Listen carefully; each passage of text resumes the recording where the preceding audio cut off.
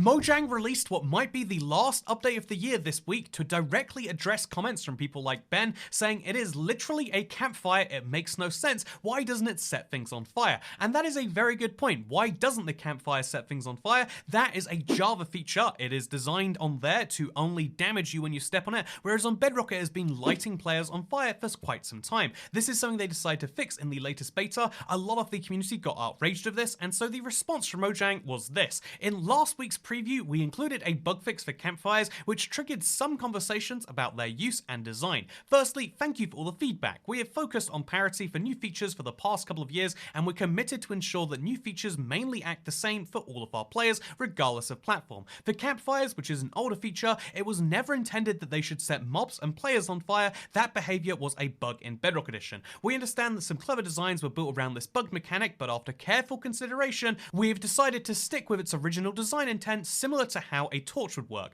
A torch doesn't hurt entities that come into contact with it. A campfire, on the other hand, would cause the player to take damage as if they were standing on a magma block. And so the TLDR is they've listened to Bedrock players' concerns about the brand new feature, but they've decided to just put it in anyway. And that sounds over the top, but honestly, when it comes to Java Bedrock parity, it goes one direction and one direction only. All the cool stuff that could come from Java to Bedrock is very slowly worked on. All the easy things that can make Bedrock a little bit worse but more like Java, they go with instantly if it's easy to do so, and that does seem like what this is on the surface. However, this isn't actually the original campfire behavior. Even though it's done it as long as I can remember on the Bedrock Edition, according to the Minecraft Bedrock bug tracker, this bug came into existence sometime around September of 2020. Campfire setting players and mobs on fire, and apparently it was listed as a bug because it actually did quite annoy the person who listed it, because if you place it around decoratively, you could have mobs run in the fire and then burn to death. If you have an animal that you really love that burns to death, that's going to hurt a little bit. And honestly, I do actually see that as a balancing factor for the campfire. You can either have it be super useful for farms, or you can have it be a useful decorative block, which is what Mojang wants it to be. However, if you want it to be a useful decorative block, why does it catch players on fire whatsoever? We already have the magma block, which is designed to be hot that way, and if we're ignoring the real world, which is that standing in fire catches you on fire, then it begs the question of why not make a friendlier design altogether. Anyway, speaking of friendlier designs, Eli Boy is Yes says, do you think Java and Bedrock should eventually merge into one game? If so, what version do you think they would merge into? So here's the deal, Java and Bedrock will never truly merge in my opinion. I think eventually you might see Java become more Bedrockified, is the assumption the whole community had, but because there is a huge resistance to that, because it seems like Microsoft taking over the little indie game, instead what you're seeing is this big move towards parity, and I used to be so in favor of that. I used to think, yeah, it will be better when we eventually just have one Minecraft game, because then people can talk about Minecraft and they'll know what everyone's going on with. However, I think I've changed my mind. After seeing the last 2 years of parity efforts, which is making a lot of things slightly worse in one edition so it matches the other, which is sacrificing huge amounts of time so you can perfectly clone some features, but still miss some of the biggest ones like spectral arrows or even just healing faster. After seeing the practicalities of what bringing the two versions together means, I think that I would still be in favor of new updates releasing the same time with the same update theme and 99% of the same features if they could do that. That sounds perfectly great to me. However, trying to go through every old thing there, trying to say you can't add exclusives to one version outside of these major updates, I don't know if that's necessarily a good thing. I mean, you can already argue there's so much marketplace content exclusive to the Bedrock Edition. You can already just look at the Java Edition and see how many game modes and weird structure generations and, like weird features and combat, and the entire healing works different. The games are different, and I think if I was in charge of Mojang, which of course I'm not, I would say, let's just, if this is going to take us over 10 years, and it's clearly, even 20 years, it doesn't look like it's getting done at this point, let's just admit very loudly and proudly, this is Java, this is Bedrock. The problems that you're solving by bringing them closer, you can also solve by just labeling them. This is one version of the game, and this is another version that is separate. Let's make it clear ourselves. Minecraft labeling the Bedrock Edition Minecraft might be really good for branding, but it's also horrifically confusing because if you just write Minecraft Bedrock Edition, like how Minecraft Java Edition says it, now every player knows immediately every time you play the game, this is the Bedrock Edition. I wonder what that means, and hopefully enough of them will Google it to know that it becomes common knowledge. Yes, Minecraft on console and phones and on the Windows 10 version is different to the Java, and that can solve a lot of issues by itself. itself. Then we don't have to start spending so much developer time. You know, like these are people who would much rather be working on fun new features than like, ooh, how do we make campfires the same? What about those weird nether structures and those arrows and ooh, the size of the salmon and the color of the water and all these like very minor things. It's like, yeah, I see why this is hard. I don't get me wrong, but I feel like, you know, these guys don't want to do it. You know, a lot of players, like it's a very tiny minority that can appreciate it. And so is that a good use of time? I mean, me as CEO of Mojang, I don't know if I'd say it. Anyway, speaking of being CEO of Mojang, let's talk about the legal drama from last week. If you don't know, we all officially own a part of Minecraft now, according to the person who made the Minecraft end poem. According to Microsoft, no, we don't. So the interesting legal conundrum in this comes in from Primakin Sophia, who says, what happens when someone doesn't actually sign a contract but accepts payment from a company? Does that constitute a de facto acceptance of the contract, something for lawyers to argue over in civil court? So here is the interesting thing. Julian Gao, who made the end poem in Minecraft, he released it into the public domain. However, I would theorize they're not his rights to give. Why would I theorize that? It's because although he didn't sign the contract, he did take 20,000 euros. He spent all of that money, and then he didn't like object and say, oh, I don't like you using my poem in your game. He didn't like send up messages being like, just so you know, I don't agree with this contract. He just ignored it. When you watch TV shows, contracts are presented as this thing where anything can be written in there, and as long as both parties sign, it becomes true. And if it's not in a contract, then it's not legally enforceable. But all sorts of things you do on a day-to-day basis are legally enforceable because contract law doesn't need to be explicitly written in a contract. That's just an easy way for both sides to know that it's definitely locked down. As long as you have a consideration and services, usually there is a contract being performed there. If you pay a man £50 to clean your oven for you verbally, that is still a contract that both of you are signing up for, and after the fact, you can't say, I'm not paying you, there's no contract, and he can't say, give me £50,000, I know you live in a millionaire mansion, you monster.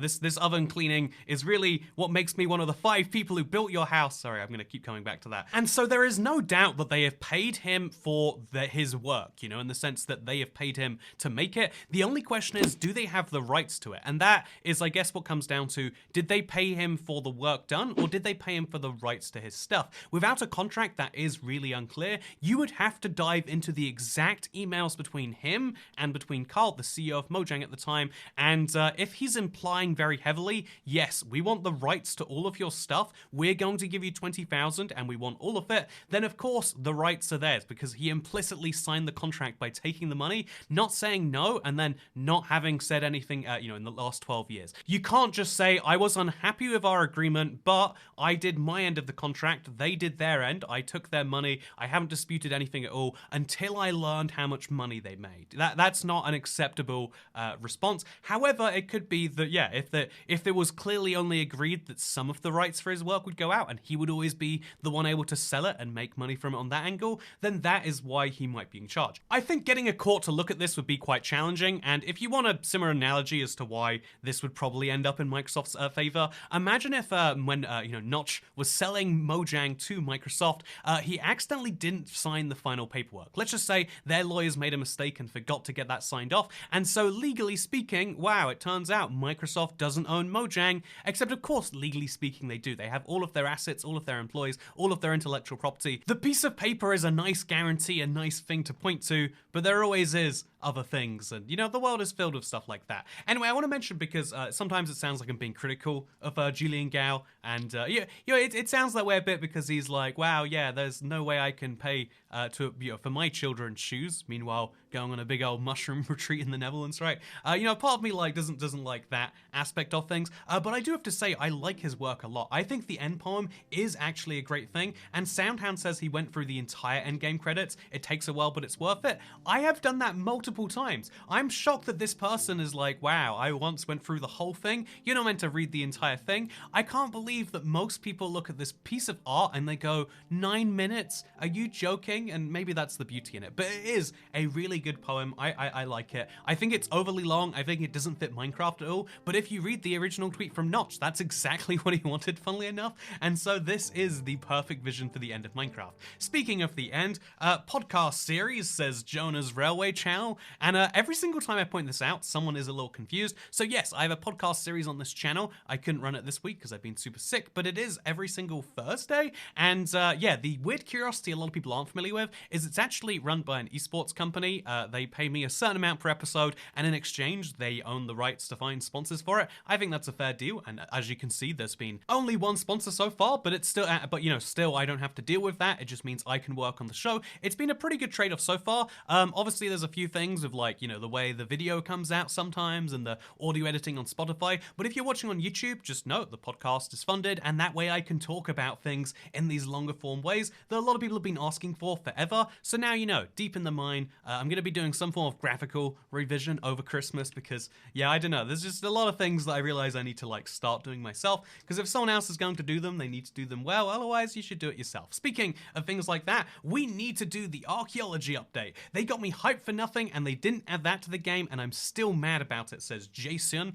Honestly, archaeology does sound like a really good feature and I would love to see it, but remember, when it comes to Minecraft features, they're being hesitant to add things that are bad. They're trying to make sure everything that goes into the game has some real purpose, and although you'll miss a lot more the version of a feature you have in your head, you definitely don't miss, like, I don't know, copper could have been so much better than it is, and right now you don't miss copper because you just see, oh yeah, it's the thing used for making lightning rods, I guess, and everything has that same vague purpose. Speaking of same vague purpose, TyGuy104 says, you've tried some really creative things in Minecraft, but for me, I'm a Java player. I've watched some of your Bedrock videos, not at first. Does Bedrock isolate you a little bit? It kind of does. This is something that Zilafan has actually mentioned recently, and I want to mention that because, wow, as a Bedrock player, did you know that Xylefian, I believe, is the actual... I learned how to say this. I've met the guy, but he's one of the like biggest shit posters on Twitter. He's a very funny guy. Has actually switched from being a Minecraft Java game developer at Mojang in his bio to being tech lead for Minecraft BE gameplay. That's right. We got a Java guy switched over to our side, which should hopefully be good news, because a lot of the time people approach Bedrock Edition and they go, yeah, I don't understand. Like, they don't play the game as much as they've dove into and they've loved Java, and it seems like from his tweets this week that Felix has been seeing the same thing. If like when you go on a tutorial and people don't know if this is Bedrock or Java, that's really annoying, having to know which versions type in. So hopefully that leads to good things and less isolation, because it's annoying how many people will be like, yeah, I don't your version of Minecraft is weird. They see the title screen, the create new world screen, and they're immediately like, oh, that's not the right game. And it's like, but it's Minecraft, it's still cool, trust me. Anyway, speaking of trust me, Seago House says, personally, I feel the idea of running a social media site exclusively profit was a shitty idea no matter how good from the start. And here's a fun fact. Did you know all social media is exclusively run for profit? You know, they make very good messages about how they're doing good things, but every other social media is doing the exact same. The reason social media is so good at engaging you is because they have no other motive besides profit, and profit comes from the amount of time you spend on their site, because they're advertising funded only, which means they are the best in the world. There are multi-$100 billion companies all competing to get 10 extra seconds of your attention per time you load up your phone. That is why, social media is so addicting. That's why it polarizes us. That's why it makes you feel all the things you feel. You're not feeling good or happy. You're not feeling angry about the world because, oh yeah, this is just how the world is. You're feeling that because some executive at some social media company is making a little bit more money from your engagement. And yeah, I think that's an important message next time you feel like, oh, the world is just bad, isn't it? No, your Twitter feed is just bad. Speaking of things being bad, I've said this several times, but there should be a mechanic where a pufferfish gets struck by lightning, it should turn into a guardian. I love this idea, actually. This is one I did my best ideas of the year yesterday, and clearly this is one that should have been on there. I love the comments for those videos. The worst suggestions of the year always can be crazy too, but I'm looking forward to that one as well. Speaking of looking forward to things, oh wow, you're doing a 100-day stream on December 23rd? Yes, I am. 100 days of Minecraft, all live, 17 hours on December 23rd. That's the thing I'm going to be doing. That is only big thing I'm looking forward to in that vicinity of time. time. Wow, yes, it should be the only thing that you know about on December 23rd, my 100 days of Minecraft, but it's actually all 100 days. Thank you very much for watching this video. Thank you to Harrison for putting it together at the last minute. Honestly, my week has been ruined by this sickness. I have so little energy to do anything, and thank you to Harrison for putting all these things together so we can still have videos going out in the most important weeks of the year. I do look forward to streaming tomorrow, or at the very least on Friday. Even if I'm not better, we'll do it anyway, and we'll see how that goes. And yeah, it's gonna be a lot of fun, so I look forward to seeing you for the last week of Streammas. Hopefully we can get back to that. Thank you very much for watching, and I look forward to seeing you next time. Goodbye!